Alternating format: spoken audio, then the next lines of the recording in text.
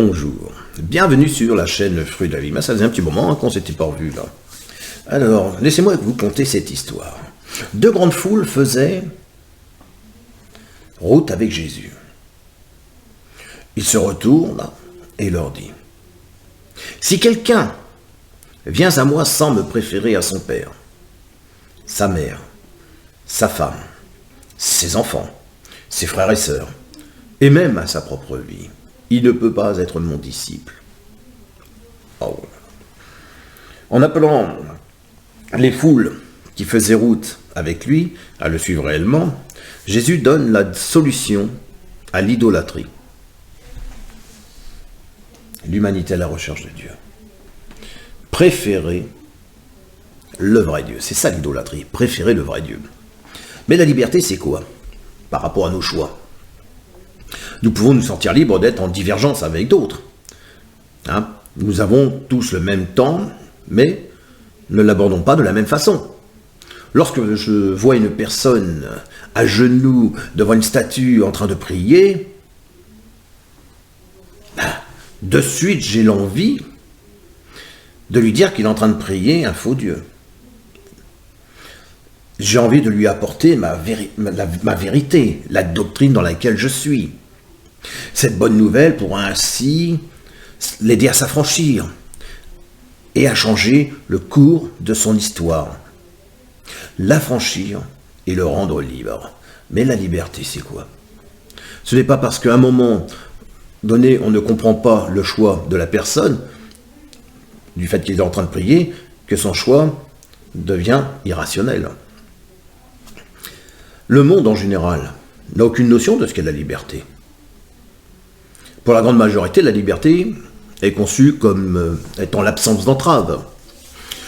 L'état d'une personne qui n'est pas soumise à la servitude ou qui n'est pas captif, l'absence de contraintes et la possibilité d'agir, de penser et de s'exprimer selon ses propres choix. En fait, ces notions font partie de la charte des droits des différents pays et de presque toutes les nations démocratiques. Oui, j'ai pas dit démocratique, j'ai dit démocratique. Ce que les gens ne réalisent pas est qu'il ne peut avoir de liberté sans servitude, puisque c'est la servitude qui est votre liberté. Ce qui crée ou peut créer un état de dépendance n'est pas sous la servitude de votre travail. Eh oui, cette personne à genoux, en train de prier devant cette statue, est-il soumis à cette statue? Si oui, alors je vais pratiquer l'iconoclaste, je viens et je brise la statue, et c'est affranchi, il devient libre. Absolument pas. Qui dit servitude dit aussi esclavage, puisque les deux mots signifient une seule et même chose. Dans une nation, par exemple, une personne est libre uniquement dans le contexte de la loi, on pourrait parler du contrat social de Jean-Jacques Rousseau, dans le contexte de la loi du pays dans laquelle elle demeure. Ce principe est inviolable et s'applique aussi bien dans un pays qui a une institution, un club, un groupe ou même une église. En d'autres mots, nous sommes tous esclaves des lois qui régissent notre société et nos démarches personnelles, même présentées comme le contrat social. Et la liberté n'est qu'une illusion. Effectivement, Adam et Ève sont les deux premières personnes à avoir reçu, on peut dire, un contrat social. Alors certains pourront s'exclamer ou s'exprimer. Nous sommes libres de choisir, de penser, de nous exprimer. Or, faire un choix implique des procédures et des règles qui sont régies par la nature humaine, et celles-ci sont activées aussi par les circonstances et les événements. Et oui, il en est de même pour que nous soyons capables de penser et de nous exprimer. Nos choix et nos pensées sont donc captifs de la chair avec ses faiblesses et ses limitations, ce qui met en échec le concept de libre choix. Alors là, c'est vrai que ça frôle un petit peu le calvinisme, ce que je suis en train de vous dire. Que dire des lois qui régissent l'univers? La nature, la morale, nous ne pouvons pas y échapper. Même les plus endurcis des rebelles dans notre société ne sont pas libres. Ils brisent effectivement les lois d'un gouvernement simplement pour se retrouver sous un différent système de lois. Le gouvernement va dire que dans certaines cités, il y a des hors-la-loi, elles ne sont pas hors la loi. Ils ont des lois différentes de celles du gouvernement. Ce qui ne veut pas dire qu'ils sont libres. Ils sont soumis à ces lois. Et si quelqu'un est insensé au point de penser avoir échappé à toute loi, hein, on pourrait dire Satan, il devient une loi par lui-même et est soumis à ses faux raisonnements ainsi qu'à ses penchants charnels. Car personne ne peut échapper à lui-même. Dans ce contexte indéniable, il semblerait que la mort soit le seul moyen d'échapper à la loi et d'être vraiment libre. Seulement voilà, si l'existence continue après la mort, puisque pour certains l'âme va continuer de vivre après, qu'arrive-t-il donc? Ou même si nous, en tant que témoins de Jéhovah, il y a la résurrection, des justes tant que des injustes.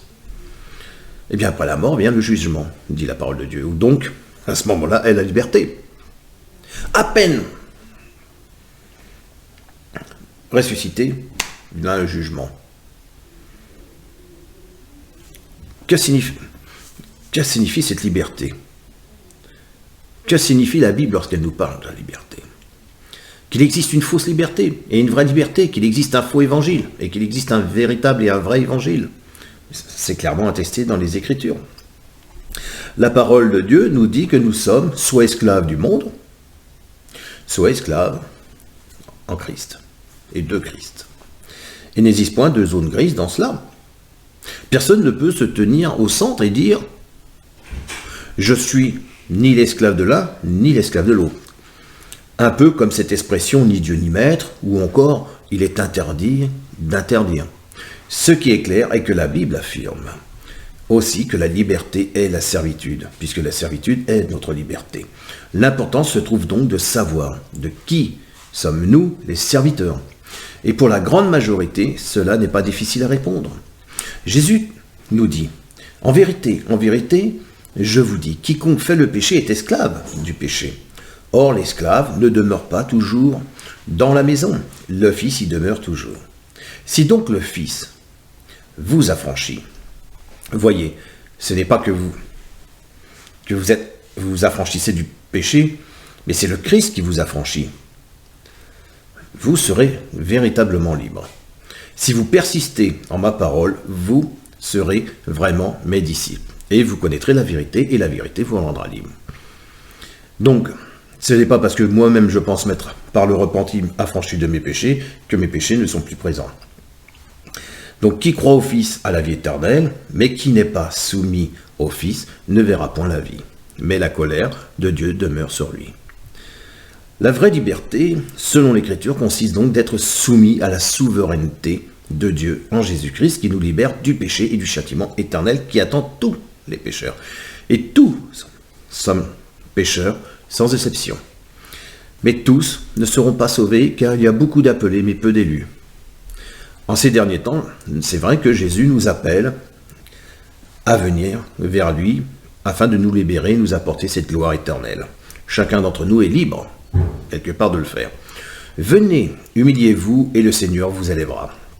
Soumettez votre foi au pied de la croix, dans le sens que je parle d'une croix simple qui pourrait être référencée à un poteau, et vous serez libérés. Donc ne dites point en vous-même que vous avez le choix de croire ou non. Votre capacité de choisir est esclave du péché, et vous le savez bien. Venez et abandonnez-lui votre vie en toute confiance, avec ses faiblesses et ses limitations, et vous serez pardonné gratuitement, et vous recevrez la vie éternelle. Rejetez toute illusion de liberté et soumettez-vous à l'évangile de la souveraineté de Dieu en la royauté de Christ. Voilà ce qu'est l'idolâtrie. L'idolâtrie, c'est de croire et de se soumettre comme esclave à Dieu. Voilà. L'humanité à la recherche de Dieu.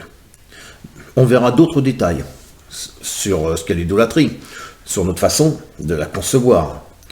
Mais là, c'est déjà pour vous donner un petit éclaircissement sur la liberté. Allez, je vous dis à bientôt pour la prochaine vidéo.